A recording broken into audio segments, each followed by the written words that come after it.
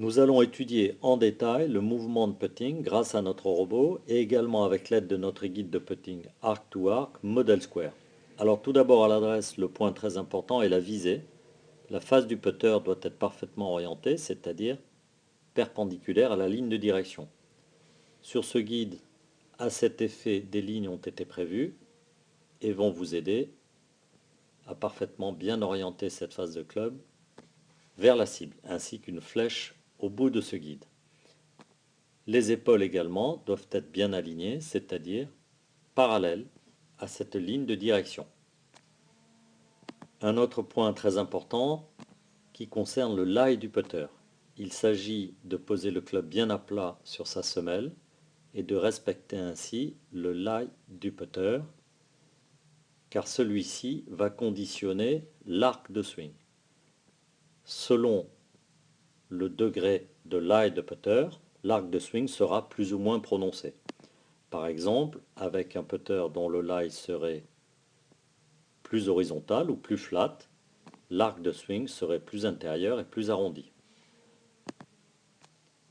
Observons maintenant la position à l'adresse de notre robot à partir du lie du putter.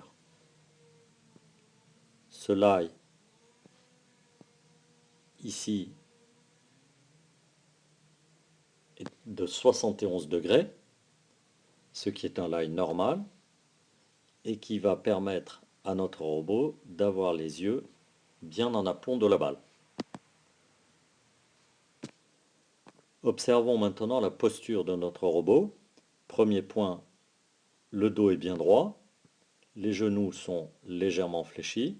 C'est une posture dynamique qui va permettre au balancier de s'effectuer avec un maximum de précision.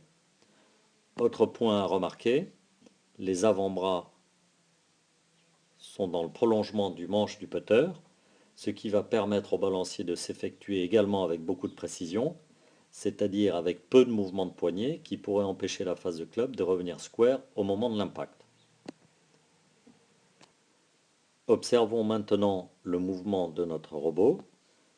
Alors ce mouvement doit être initié par une légère rotation des épaules au backswing, comme nous le voyons ici, et au finish. Les épaules vont entraîner les bras, les mains et le club dans un mouvement de balancier avec un minimum d'intervention des poignets qui pourrait modifier l'orientation de la face de club. Ce sont donc les épaules qui doivent initier ce mouvement de balancier. On peut remarquer que pendant tout le balancier, la tête ne bouge absolument pas. Celle-ci reste bien stable. Également, le dos reste droit. Et le bas du corps ne bouge pas. Les poignets sont restés parfaitement fermes pendant tout le mouvement.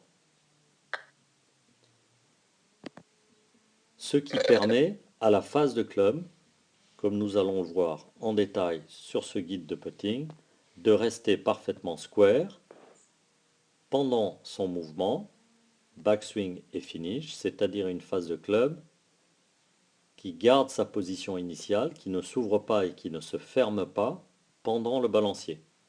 Cette face de club qui revient square permet à la balle de parfaitement bien rouler sur elle-même, c'est-à-dire sans effet latéral qui pourrait la faire changer de trajectoire.